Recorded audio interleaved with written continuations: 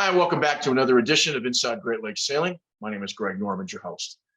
We have a really good show, and I think a couple of segments that you'll find interesting and hopefully insightful. We start off the show this week with interviewing Lynn Kottwicki, who was the first female Commodore in Bayview Yacht Club's history. That's over 100 years. We talked to Lynn about being the first female Commodore, what it's like to be in that position, and her love of sailing. We're also going to talk to her a little bit about a program that went on this past weekend called Women on Water, which is a clinic conducted by Dawn Riley, the great American female sailor. Dawn brought her expertise to the table for a clinic with about 20 women who got a chance to learn and sail together, and the camaraderie that comes with that, and the smile factor that I see, if you'll notice when you watch the show, the smile factor when you see a bunch of women sailing that I don't always see with a bunch of men. At any rate, we're going to follow up that part of this show with a great interview with Trey Sheehan, who was the owner of the old Natalie J, now called Hooligans. They just completed a second place finish in the Bermuda, actually the Newport to Bermuda race, an open ocean 635-mile race. It's run every other year. This is the 52nd annual race. And he's going to talk a little bit about racing, what it's like to race in Lake Erie, and just a little bit about campaigning the boat. I think you'll find it to be a great interview. We hope you'll stay tuned for our 73rd edition of Inside Great Lakes Sailing. You have to have with us Lynn Kottwicki. It's Sunday morning. We're at the Women in Water event here. Over 100 years, there's never been a woman as a Commodore for Bayview. You're the first. Yep. Can you talk to that briefly? Sure. To become Commodore, most people go through the ranks of being elected as governor. Then we have another election to be Commodore, and you go through Rear Commodore, Vice Commodore, and then your Commodore year. So it's a 5-year stint, if you will. Some people do it straight through, and some others take time off in between. Should have taken this long? Oh my gosh, no. It's tough, right? It's as sailing in general, there aren't as many women as men, of course. And then here at Bayview, since I've joined, I think I was the 9th active member in 2003, 9th active female. And you just got to get your hands dirty and roll your sleeves up and make it happen. You've got fortunate to have great governors, obviously great flag. You've had the opportunity for 2 years to sort of learn the ropes, if you will. Yep. This has become not a leisure year, but does it become a little less active because of maybe the responsibilities? No, the responsibilities are different. So each year, as Rear Vice and then Commodore year, you have different responsibilities. And as Commodore, it's more so on demand. Right. So what happens today? Is it putting out fires? Is it thinking ahead? It's different. I'd say about 20 hours a week. That's almost a full-time job. Oh yeah. And then you sail too, so. Do you tell your employer before the season starts that, by the way, I'm the Commodore and this is going to take some action? So I'm very fortunate. I'm an independent consultant. Okay. And when I came into my current contract with Deloitte, I told them, I said, I can only work 32-ish hours a week. So I didn't want to go full-time, just so not to be spread too thin. Okay. What's the best part of this job? The people. And I guess the follow-up question is, I want to ask what's the worst, but that's not a fair question. So what's the hardest part of the job? I would say trying to tell yourself you can't please everybody as races go off behind us. Right. Trying to just take a step back and see what you can do to please the most. Do you get treated as a Commodore, or do you get treated as a woman Commodore? Oh no, Commodore. Okay. And there's a few people that say, this first female, I'm like, stop. Right. I'm Commodore. This isn't a glass ceiling, or should it be? That's a tough question to answer because a lot of people have told me, congrats on breaking the glass ceiling, and I Right. respect that. I get it. I understand it. But it was my turn to give back. Watching behind you, as you can see in the picture, there's women on water. There's a little bit of a race going on. We're going to talk to Dawn Riley, who is one of the best Yep. female sailors in the world. Oh, absolutely. She's obviously here doing the clinic, getting a whole bunch of folks out on 20-foot Ultimate 20s. ultimate There are club 20s. boats. That's why I was asking the question. Should these clinics exist, or should there just be sail clinics for people? Both, because there are women that, we went around the room earlier at the start of the clinic to say, what do you want to get out of the day? And I'd say almost half of them said confidence. They know, Okay. but how do you become confident or more confident to then go off and race in an all-guy crew or all-girl crew? Should more women be sailing? Absolutely. I ask new people on boats 3 questions. Can you swim? And it's okay if you can't, but I'm going to put you in a life jacket. Right. Can you follow direction? And can you do 1 push-up or pull-up? That's it. Other than that, I'll teach you how to sail. What if you can't do a push-up or a pull-up? Then I make sure that they're in a certain job. Okay. A different, yeah. I was a Division I athlete, and I can't do a pull-up. Oh, I can't do a couldn't do a pull-up. I was going to say, No. I'd be in terrible shape. No, it's you learn the person's athleticism and go to their strengths. So if they're not strong but they're smart, then you just change roles. We hear all kinds of barriers as to why the sport hasn't grown generally since the 70s. It's cost, it's gender. Is expense probably at the top of that list sometimes because sailing is not a cheap sport? I think so, but I think it's awareness. Once people hear about it, and then we'll find you a boat. Is it also maybe looking at innovation? Let me give you a specific example. You have a hitchhiker program on Thursdays. Have come out, say, put your flag up, everybody jumps on a boat. Yep. It hasn't been as successful at any local yacht club because I wonder if 16-year-olds or 17-year-olds or 22-year-olds want to jump on a boat with a crew with a bunch of Right. old folks. There's a guy in Cleveland who started a More Kids on Sailboats Yep. program, nonprofit. What he learned is 2 factors. One, you got to give people snacks. You got to feed them well. I'm pretty sure that's universal for all Oh, yeah. crews. All ages. But the second part is bring a friend. Yeah. And so they took a group of his daughter and his son. They took a bunch of friends. They were last in every race in 2021, and this Quite year they're all right. winning almost every race. Yep. They learned. They grew up sailing, but now they're on a boat where they have some companionship. Right. Are we missing some of those things because the people that are dictating sailing look like us? I think it goes both ways. So, for example, I race on Hot Ticket, and we were off in Bermuda, but the son took the boat out to race on Wednesday, and we didn't have enough crew, or they didn't have enough crew, so he called his friends. So back to your point about bring your friends. So I think it's just the dynamic of being open to have people on the boat that may not know what they're doing. I think too that sometimes you have crews that have been together for years, and sometimes it's hard to break that. It is. I'm relatively new now, 6 years at Crescent. It took a couple years to become. Everybody's friendly. Everybody said hello, but you always felt like you were kind of an outcast because Yeah. you didn't sit at this table or didn't sit at that table for various events, Yep. and all of a sudden you did something, and it changes the changes the It does, process. but it's also just being open to it. Like on Hot Ticket, we've been together, most of us, I think 6 out of the 8 that doing Mackinac, we've been together for 14 years. I would be remiss to not talk to you a little bit about Bermuda, Newport, Bermuda. You had that race, 635-mile race, Yep. which was started in, I think, 1906. Okay. And was kind of based on the idea that they wanted to make sure they had offshore racing for design, so a little bit like America's Cup, be at the top end of, so from a design perspective. What was it like to race down there? Oh, it was awesome. I was very fortunate, Chuck Byer on Arctos, to get the invite. We had 2 practice races, which were Block Island and then New York Yacht Club, Annual Regatta, and then Bermuda. And it was amazing. To be on a 70-footer offshore was pretty cool. The cost of moving that boat has to be, would think, the cost of the entire crew spending the entire week down there. I can't even fathom what it costs to run that program. Talk briefly, and this is something we don't talk a lot about. We just came back from Sail GP. We've got a whole bunch of millionaires and billionaires doing what they do. The top level sailors here that have those 70s and 52s and some of those guys, this is almost like AAA baseball. It's not a double-handed race on the weekends.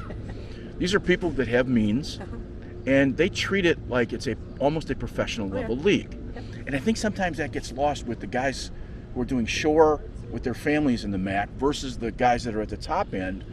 And they're really not the same. They really are almost a professional level Oh, absolutely. circuit. Yeah, and we learned that, dare I say, during the New York Yacht Club annual regatta. We were in the big boat class, but we were the Corinthian boat, racing against all the pros. And it's neat to see and to watch, and different sparring that goes on with all pro boats. It's pretty cool. The one thing, too, I find interesting is that going back to SailGP, last weekend, the conversations were English. They weren't sailing language. So when I got on a ride, and they didn't talk to me in terms of the sailing dictionary and thesaurus, which is 400 pages. They talked to me about right and left, and probably because I'm stupid and can't figure out what to do so I don't get hurt. But even when they were racing, they talk English, which I thought was really interesting.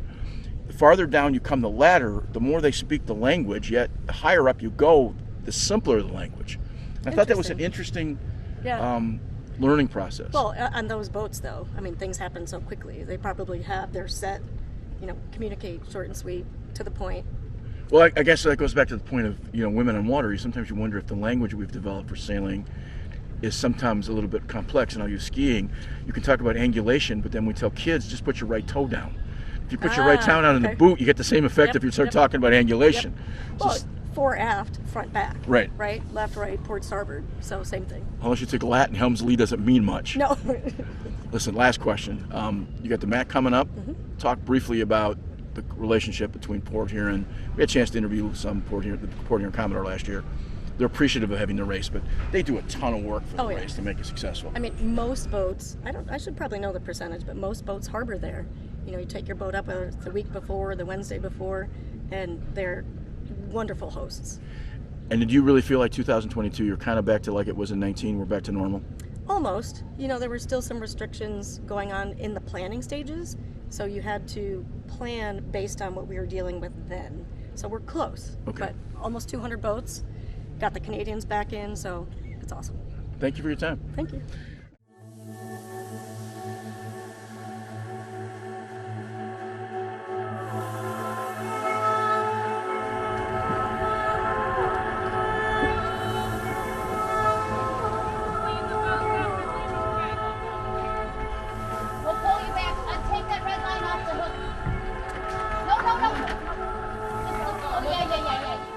Talking with Don Riley.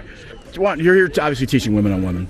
Coaching, Coaching, yep. And you're obviously one of the great sailors in this country. And the other part is you obviously had an America's Cup crew that was all female.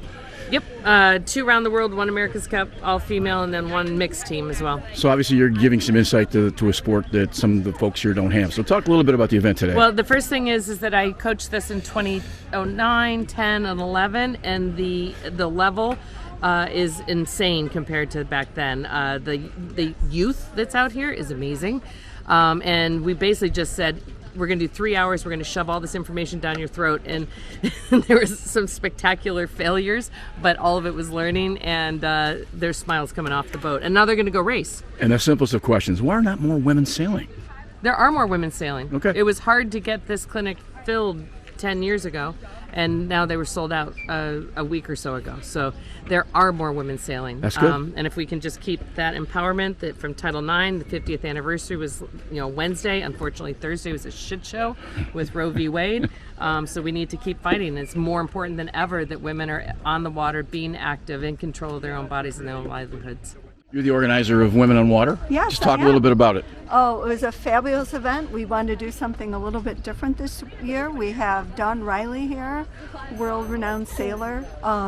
She's running the clinic in the morning, and then we also have a point-to-point race in the afternoon. Starts right in front of our club and ends here. There's 2 courses, one with U-20 boats and then one with non-dinghy boats. It's great to see women sailing with other women, but here's the question. Why aren't more women sailing? Me personally, I see more women sailing every year, but and it's a great avenue for sport and competition, and hopefully we can grow the women participants in the sailing world. Women on Water, is this your first experience? No, it is not. You took it because? I took it because it's always really great to have female camaraderie and to be in different situations with new sailors, old sailors. I sailed with somebody who I've sailed with as a teenager and as an adult. It was a blast. You learn? Absolutely. What do you learn? Well, actually, I learned how to properly rig this boat. Okay. Simple question. Why aren't more women sailing? I think that opportunities for sailing tend to be a word of mouth kind of a thing. And I think there's fewer women boat owners. And if you haven't grown up doing it, then it's a little bit harder to realize this is a sport. However, my daughter started the Troy High School sailing team and did it all word of mouth and went from 1 person to 20 in a span of 4 years. And actually, one of their sailors is here today. Talking with Rhea Nichols, participating in Women on Water. Hello. How are you? Good. Just talk a little bit about the event today. Well, the event today, it's, I'm out with Susie and Cindy. They're both members of Crescent. And I think the goal is this. We hadn't really been on the U-20s. I was on it once. And I think Cindy took adult learn to sail here. But it's just sailing with friends, Why aren't more women sailing? That's a really good question. I think people need to be, well, first it's a time, right? Right. Women, it's a stereotype. They're taking care of things. They're the caregivers, whether that be the caregivers. And I think they just need more confidence. I think confidence is a big factor and I also think women just need to go and do, like, even if you're not very good, you just go buy a boat and you learn how to sail. Like, learn how to sail with a dinghy. Learn how to sail. Just don't crew with men all the time, or crew with anybody, and do the same job for 10 years. In watching 6 boats come in, I watched a lot of smiles with a lot of ladies together on the boats. Is that indicative of when all women to get together and sail? I don't know. I think I like sailing with nice people. Yeah. I mean, men or women, I don't know if it matters, but I do think women tend to be a little more polite sometimes. 100%. A little more caring, Right. So I love sailing with women, but I also like sailing with nice men too. Thank you. Yep.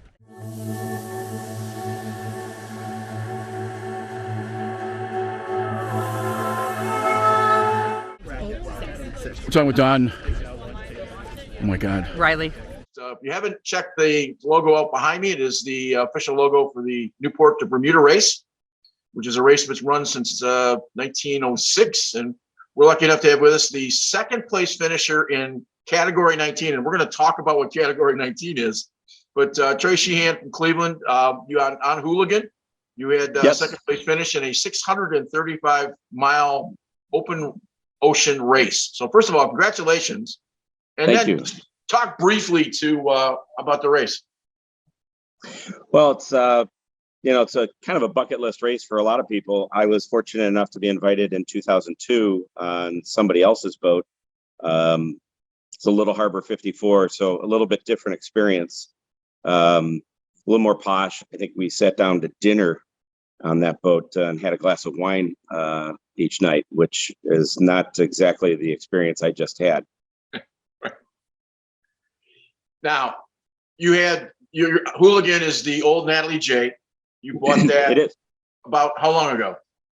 I think January 15th of 2001, I believe we took delivery, freezing damn cold, and transported the boat down for the Eleuthera race in the SORC. We had sailed the Melgus 32 for the first 2 or 3 events, did very well with it. The boat was in the running and right there for probably to win the SORC, but the absolute counter for that series was the Eleuthera race, and it was a 330-mile bash into waves coming from Africa. And as it turned out, our baptism with Natalie J was 25 on the nose to 35 storming, raining, blowing snot, absolute gear buster. And no offense to the 32, but I don't think we'd have made it across the stream because that boat's not built for open ocean racing. And the 52 was fabulous, but that was our baptism, I guess, with the 52. We've done a lot with 52s on the show. Yours is a little bit different. You had one of the early 52s, and which isn't any. Can you hear me? You just shut yourself off.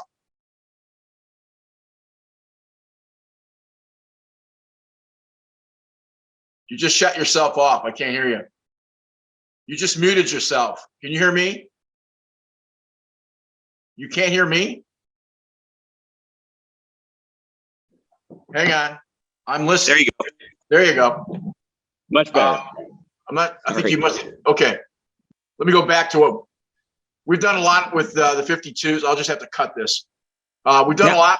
We've done a lot with the show on the 52s, the Boteens. You're the early Natalie J, now the Hooligan, is an early 52 when it was just kind of getting started. Yeah, it was just they were just kind of coming out of California before they ended up going to the Mediterranean. It's just fast. Talk a little bit about your 52 as compared to some of the newest ones, and second place in. And then the other thing I want you to talk a little bit about John Sheehan in your division. I'm assuming no relation. Okay, so John Sheehan is my real name. I'm the third. Trey means three. Chris Sheehan owns Warrior One. No relation. Okay. I wish he was, because I'd like to sail on his boat rather than. I'm kidding. Now, I'm assuming that it's the division 19. That's got to be the open division. Am I correct? That's the Gibbs Hill division.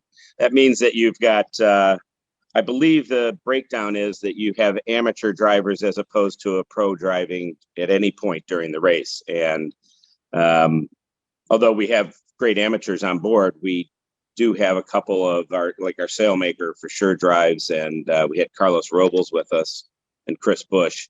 So the difference there is Callisto sailed in the St. David's Lighthouse, because I believe they had a lower percentage of professionals on board, or there were no professionals driving the boat. Now, in your category, you've got an 86 at Don Riley, the OC 86 that came from DeVos. You had a bunch of 70s. You had a couple other 52s. So it's obviously a pretty competitive division. Yeah. We went into it with our eyes open, hoping to do respectably, and as the Block Island race a couple of weeks before showed, we can hang with the faster boat, and Warrior One clearly was. Afterwards, we kind of were joking with Richard Clark at the Bermuda Yacht Club, and the comment was made that we thought about 3/4 of the way in that we might steal another one from them, and they said that's right. We felt the same way. You were damn close to stealing another one, and we felt that way. I mean, they are very, very well sailed. We put a lot into our program, and we're just learning the boat still.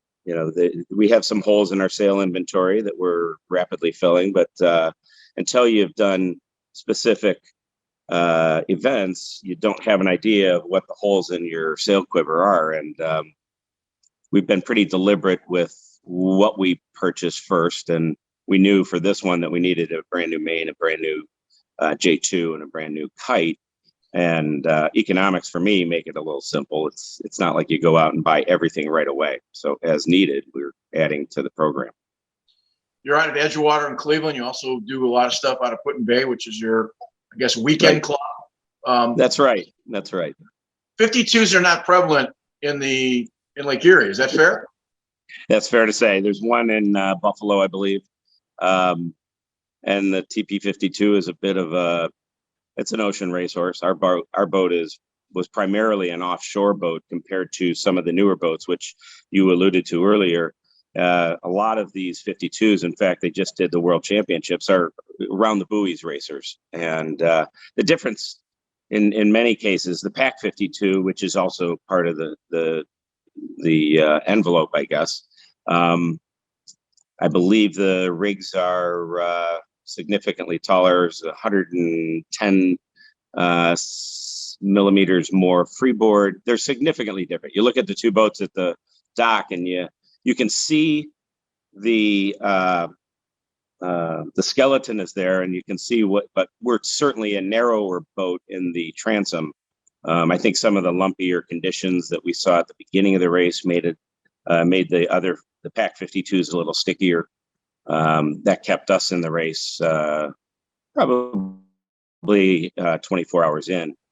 We were seeing that we were still right there with them. What do you like about this race? Well, it's a challenge. I mean, obviously, you've got the factors of getting the boat qualified to do it, which we had to start in January. In fact, all of last fall that we were prepping and making sure that we had the right crew members in place, and being able to block out that period of time. It makes it difficult. Some folks can't just go and say, "Hey, I'm going to take a week and go play," and the week in advance prep for it. I really enjoyed the preparation of the boat, then the strategy side of it. Obviously, you have to become a bit of an amateur meteorologist to understand exactly what you're dealing with, especially a race that goes over potentially 3 days or more. Learning the Gulf Stream, which we've been spending a lot of time sailing in Florida. We did 12 events this winter down in Florida, and 4 or 5 of them on the 52, and some training down there. So it was really good to get the team kind of gelling and consistent all through the winter. And you just don't jump right into, hey, let's go do the Bermuda race. And I understand that there are some folks that they make this their first race of the year, but on the East Coast, it's not smart for us to go do that. Well, 50% of the guys that race in this are from New England, which obviously means that most of them race in the ocean anyway. So maybe for us in the Great Lakes, the point I'm trying to make is the Great Lakes are certainly not as treacherous as the oceans might be. Not to suggest that they're not treacherous, because they are. But if that's what you're used to sailing, that it maybe the step up from Lake Erie or Lake Huron is different than stepping up from always being on the ocean from that standpoint. We sent some information to the committee to send us back on the race, and I got a T-shirt from them, and on the back of the T-shirt it says "The Trash of the Onion Patch." I have to assume that has to be something to do with Bermuda being an agricultural island. I am not familiar with why they call it the onion patch, because quite frankly, it's my understanding that possibly, I probably should have boned up on this ahead of time, but I understand that they've called it the Thrash of the Onion Patch for years and years. And it's the Onion Patch series. I'm guessing it has something to do with some agriculture on that island, but you wouldn't know it by looking at it, because quite frankly, it's beautiful, but boy, it's an expensive kind of banking community that just happens to appear out of the middle of the ocean. Briefly, you started with Melgus 32 and obviously a J70. Now you're kind of coming up to the 52. Is this 52, and I answer or don't answer, but I really want to ask this question. Is it a 5-figure campaign for the summer or a six-figure campaign? And my point to it is this: this isn't beer hand racing on Sundays. This is legitimate. Right. And again, I've said this 100 times, AAA baseball. You guys are serious about what you're doing, and this is not this is an avocation. But speak a little bit to that, what the financial part of this thing is.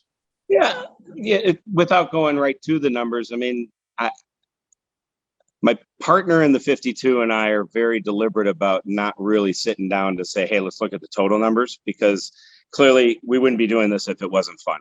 If we have a zero bullshit program, if it's not fun, we're not going to go do the regatta. It just isn't. It's not worth it to us, because it's what we spend our extra time doing. We work hard and we play hard, and you're easily into a 6-figure program. We also compete year round. So the 52 now is on the hard down in South Carolina for the summer. We're going to concentrate on the J70, hopefully qualifying for the World Championships down in St. Pete next year. We're going to race the Tartan 10 at Put in Bay to prep for North Americans. The Melgus 32 is getting some work done on it because we took a little damage during the Mills race, which races around the Lake Erie Islands overnight a couple of weeks ago.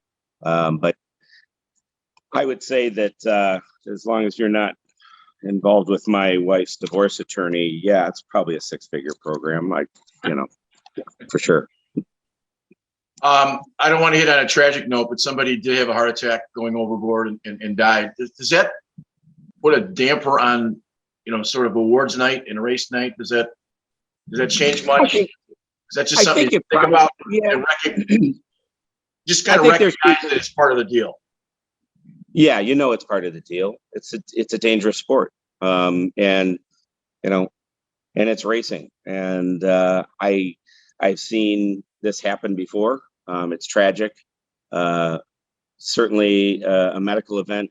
I understand if you're telling me that it was a heart attack, it puts a little bit of color on it because, you hate like hell to hear that something dumb happened and, he fell overboard and they just couldn't recover him. There's a lot of training that goes into getting somebody back on the boat because, and I'll say that U.S. Sailing did a great job this year of really pushing a fantastic program in Cleveland. They did the Safety at Sea seminar, and I recommend it for everybody. There's a huge volume of information that we had to pour through, but I think sometimes people take it for granted that, hey, we know exactly how to recover somebody, or we can get them through the transom, or it really was a worthy or worthwhile opportunity, and their moderators were terrific. And learning a little bit about your chances, what you're facing if you do go overboard, God forbid. But it's tragic. It's part of the program. I think my wife and kids have always kind of looked at it and said, it's dad doing what he loves doing. God forbid if something ever happens. But, it is one of those risks that we all decide we're going to take when we decide to go offshore. I mean, once you're 180 to 200 miles offshore, the chances of getting recovered by a helicopter get minimized significantly. So your chances of getting to somebody in the event of an event like a heart attack are going to be minimized. So it does make it. It may seem like an obvious question, but you're tillering, you're steering on Lake Erie, and then all of a sudden you're steering in the middle of the Atlantic Ocean. What would I notice if I'm sitting at the back of the boat? Would I notice much difference? And I know that's based on weather, but I'm just curious. Yeah, I think Lake Erie, it's nice to get lake spray in your face and you don't have to, wipe your brow off or any of those kinds of things. I mean, that's the first noticeable difference. We're drinkwater sailors. And it is funny when you get to a place like Bermuda or you get to a place like anywhere in Florida or any of the Bahamas, people say Cleveland, Ohio. Where do you sail in Cleveland, Ohio? And you just have to go, okay, well, get your geography book out or take a look at Google. It's a big lake. You can't see across it. Right. Even if they didn't understand, mistake by the lake, which was coined years ago, which it isn't. But even if you didn't know that, Don't tell anybody. We don't want to send a whole bunch of people here buying up all the real estate and inflating the prices. We love it here. I tell that living in California, I was living in Huntington. There's a big, huge Navy ship going across the landscape into Long Beach. And one of the surfer kids that worked for us kind of looked and I made the comment. I said, man, that looks like an oar boat going across. And he kind of scratched his head for a second. He says, how many people does it take to row that oar boat? And I had to explain to him there's a difference between OAR and ORE. Right. He had an idea that in the Great Lakes, they'd have boats that were 800, 900, 1,000 feet long. It was just a little bit of a large concept for him to understand. Last thing, what do you love about sailing the most? Oh God, the challenge. I think every time we go, whether it's offshore or in the lakes, every time there's going to be an experience. You got the camaraderie of the crew. I love sailing with my kids. They came together with me a couple years ago and we won a North American championship with 25 or 30 boats in Lake Erie. Absolute fantastic time. It's good, clean fun. There's a challenge every time and there's a lot of great sailors. Cleveland, Detroit, Chicago, you pick it, whatever city. I'm fortunate that I've been able to indulge the luxury of sailing in a bunch of different cities all year round. And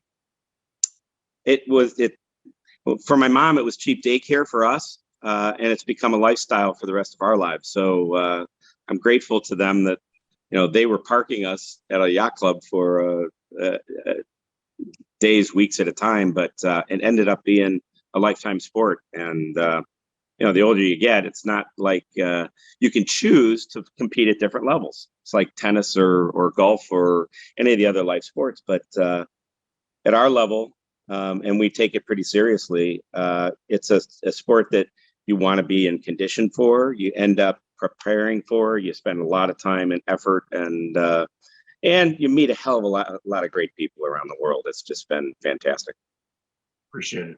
Listen, great finish, second place at in Division 19. Thank you. And appreciate it. Hopefully we get a chance to our paths across this summer. If not, Thanks so Look much. forward to it. Yeah, look Yep. forward to the meeting, and thanks again. I wanted to thank Lynn, and I certainly wanted to thank Don Riley as well as Trey Sheehan for coming aboard and talking a little bit about their sailing projects and the love of the sport that we all have. And we hope you enjoyed the show, and we'll see you next week.